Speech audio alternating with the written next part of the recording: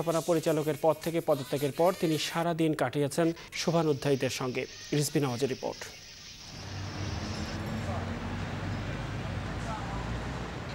শেষ হলো নোবেলজয়ী প্রতিষ্ঠান গ্রামীণ ব্যাংকে ডক্টর ইউনুস যুগ।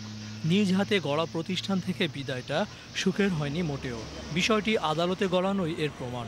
এরই মধ্যে উপব্যবস্থাপনা পরিচালক নূরজাহান বেগমকে দায়িত্ব বুঝিয়ে দিয়েছেন ডক্টর ইউনুস।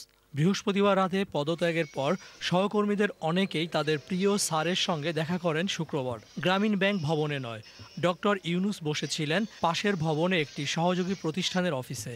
এসেছিলেন বিশিষ্টজনেরাও। আমার তো অনেক পুরনো পরিচিত। সামাজিক এই যোগাযোগগুলো অক্ষুণ্ণ রাখা তো একটা প্রয়োজন। বাংলাদেশের শক্তি তো সেখানেই আছে।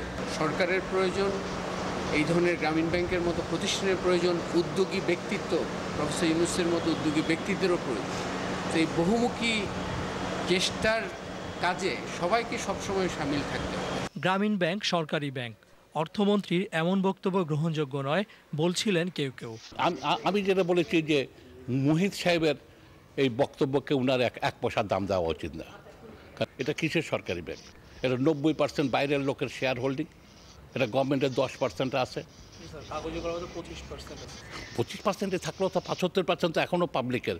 যারা ঋণ নিয়েছে, যারা করেছে, তাদেরই মালিক তারা। আমরা গভর্নমেন্টের নিজের সম্পত্তি প্রাইভেট করে দিচ্ছেন, আর এইটাকে ওরা শরমও লাগছেন এই কথাটা বলতে। সহকর্মী এবং পরিচিত জনের সঙ্গে দেখা করলেও গণমাধ্যম কর্মীদের দেখা দেননি doctor Mohammad Yunus. Rizvi Nawaz, channel I, Dhaka.